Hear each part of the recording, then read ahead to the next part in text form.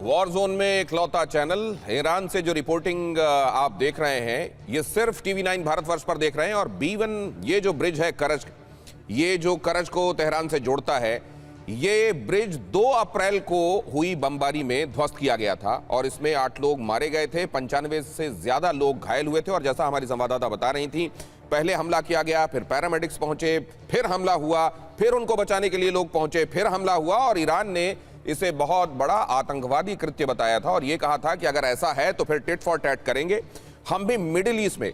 और आपको यह बता दें कि मिडिल ईस्ट में ये जो करज ब्रिज है, ये सबसे ऊंचा ब्रिज माना जाता है। उन्होंने ये कहा था कि अब सऊदी हो, अब वो बहरीन हो, अब वो कुवैत हो, हम कहीं पर भी किसी भी ब्रिज को छोड़ेंगे नहीं। अगर इसी तरीके से इंफ्रास्ट्रक्चर वाली लड़ाई लड़नी है तो हम भी इसके लिए तैयार हैं। ये जो हुआ था, हमारी संवाददाता जहां से बता रही हैं कि अब इसको रिकंस्ट्रक्ट किया जा रहा है और पूरे ईरान में ये रिकंस्ट्रक्शन बड़े बड़े जोरों शोरों से चल रहा है। हमारी संवाददाता सुमेरा खान ये रिपोर्ट्स आप तक जब पहुंचा रही हैं, तब हमारे जो एनालिस्ट्स हैं यहाँ पर इसको कैसे देख रहे हैं, संजय भारद्वाज सर हमारे साथ आज की इस चर्चा में जुड़ रहे हैं। एयर मार्शल पीके श्रीवास्तव भी हमारे साथ हैं और आशीष सिंह भी हमारे साथ हैं। डिफेंस मामलों पर अपनी रिपोर्टिंग के लिए वो भी जाने जाते हैं, वो हमारे साथ मौजूद हैं, उनके पास चलेंगे। लेकिन उससे पहले ये दोनों तस्वीरें देख लीजिए। 2 अप्रैल को करज पर जब हमला हुआ, 2 अप्रैल 2026, ये ठीक 1 महीने पहले की बात है। आज हम 2 मई पर हैं और 2 अप्रैल को ये हमला हुआ था।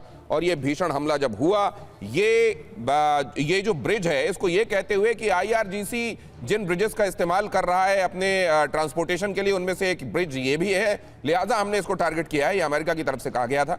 लेकिन यहां पर देखिए आप इस ब्रिज की तस्वीरें जो बाईं तरफ आपको दिखाई दे रही हैं। सुमेरा वहां पहुंचकर जब रिपोर्ट कर रही हैं तो उन्होंने बताया कि यहां पर इंजीनियर्स लगे हुए हैं जो इसको दुरुस्त करने में लगे हुए हैं। और दूसरी तरफ आप देख रहे हैं 2 अप्रैल की वो तस्वीर जब सुबह सुबह यहां पर हमला किया गया था और करज B1 ब्रिज को नष्ट कर दिया गया था, ध्वस्त कर दिया गया था। इसका एक हिस्सा एक तरीके से ढह गया था और उसके बाद ईरान ने इसकी निंदा की थी। ईरान ने यह भी कहा था कि अब मिडिल ईस्ट में हम तमाम पुलों को निशाना बनाएंगे।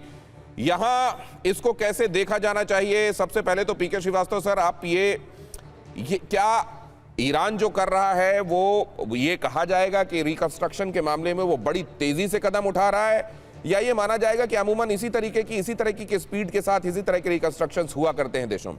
भाई दिनेश, जिस तरह के हमले वहाँ हुए हैं और जितने टारगेट्स को अटैक किया गया है US एंड इजराइल के द्वारा, तो अभी जो मैंने रिपोर्टिंग देखी, ये अपने आप में एक मैसेज ज़रूर देती है कि ईरान के अंदर रेसिलियंस बाकी है। दे कैन रिकॉन्स्ट्रक्ट, उसकी एबिलिटी, उसका जज्बा, उसका जोश दिखाई देता है, जो बहुत मुश्किल होता है अगर आपके इतने टारगेट्स को हिट किया गया हो, इतने स्कूल्स, नर्सरीज, प्लांट्स और जो आपके स्ट्रक्चर्स हैं उनको, और आपकी लीडरशिप को ख़त्म किया गया हो।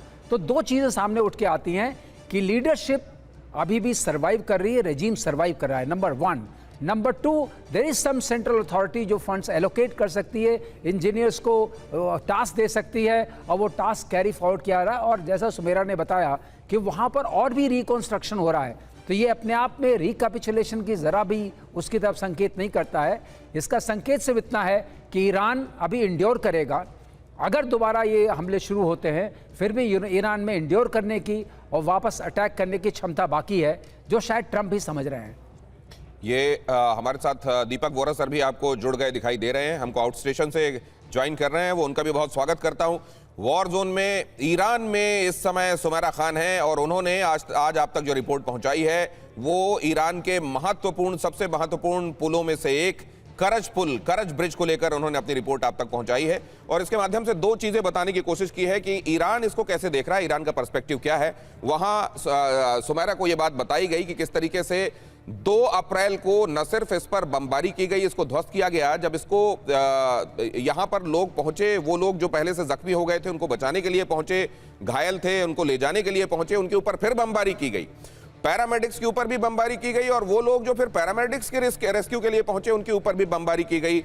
ईरान का यह कहना है कि यह बहुत बड़ा आतंकवादी कृत्य था। न सिर्फ इसमें इंफ्रास्ट्रक्चर को, सिविलियन इंफ्रास्ट्रक्चर को निशाना बनाया गया, ये कोई मिलिट्री इंफ्रास्ट्रक्चर तो था नहीं कि इसके ऊपर बम गिरा दिए गए। और फिर उसके बाद ये भी देखा गया यहाँ कि लोगों को भी निशाना बनाया गया जो इस पर पहुंचे, यहाँ घायलों की मदद के लिए पहुंचे। संजय भारद्वाज जी, तो फिर इस तरीके से ये तो ईरान का वो कहना कि बहुत सारे वॉर क्राइम हुए हैं, स्कूल वाली घटना तो हमने देखी ही, ये सिविलियन इंफ्रास्ट्रक्चर को निशाना बनाए जाने की एक और घटना यहाँ पर जिसके बारे में सुमेरा बता रही है।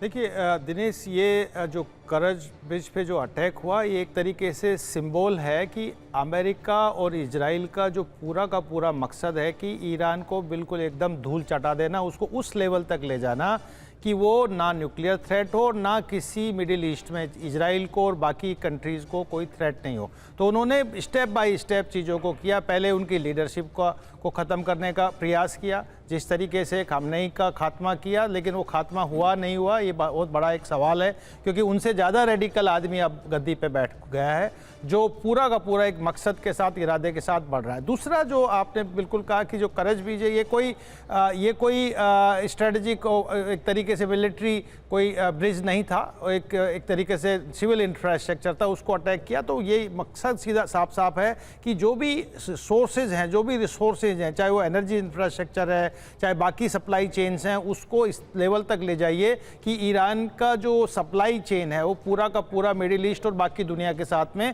ख़त्म हो जाए। जो तीसरा इन्होंने जो अटैक किया, वो देखिए कि जो ब्रेन है, बेसिकली जो साइंटिस्ट हैं, जो पॉलिसी इनपुट्स देने वाले लोग हैं या इंटेलिजेंस है, उसको खात्मा किया। उसमें भी काफ़ी कुछ हद तक अमेरिकन और इजराइल सक्सेसफुल हुए। और जो चौथा जो सबसे इम्पोर्टेंट एस्पेक्ट्स है, जो मुझे लगता है कि उस पर कोई ख़ास अचीवमेंट अभी तक अमेरिका और इजराइल को नहीं मिला है, कि जो न्यूक्लियर इंफ्रास्ट्रक्चर, जो उनका मेन मकसद है, जो ऑब्जेक्टिव है, उस न्यूक्लियर इंफ्रास्ट्रक्चर को मुझे नहीं लगता कि ईरान के जिस तरीके से हौसले बुलंद है और जो एक लीडरशिप में एक ताकत दिखती है, और जिस तरीके से अमेरिका बौखलाया हुआ है कि डील कर लें, इसको ख़त्म करें, तो मुझे लगता है कि वो वहाँ पर कोई ज़्यादा अमेरिका को सफलता नहीं मिली। लेकिन कुल मिला के बात यह है कि जो मकसद अमेरिका और इजराइल चाहता था, मुझे नहीं लगता कि उसमें कोई बहुत ज़्यादा पार्शियल सफलता मिल सकती है, लेकिन कोई बहुत ज़्यादा सफलता नहीं मिली। और ये एक बहुत बड़ा चिंता का विषय है, वो इजराइल के लिए भी है, वो सऊदी अरबिया के लिए भी है, वो अमेरिका के लिए बराबर है।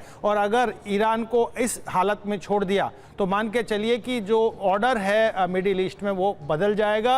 ईरान कोरिया की तरह अपना न्यूक्लियर प्रोग्राम आगे बढ़ाएगा, क्योंकि अभी तक देखिए खामनेई जो थे वो बहुत इस मामले में लॉ अबाइडिंग एक तरीके से थे, कि उन्होंने जब 2015 में समझौता हुआ तो AIA के साथ में काम करने के लिए और जो इंटरनेशनल एटॉमिक एनर्जी के साथ काम किया और उस चीज़ को मेंटेन किया। लेकिन अभी जो मोर्तजा बैठे हुए हैं वो वही काम करेंगे जो कोरियन लीडरशिप ने, जो नॉर्थ कोरियन लीडरशिप ने किया।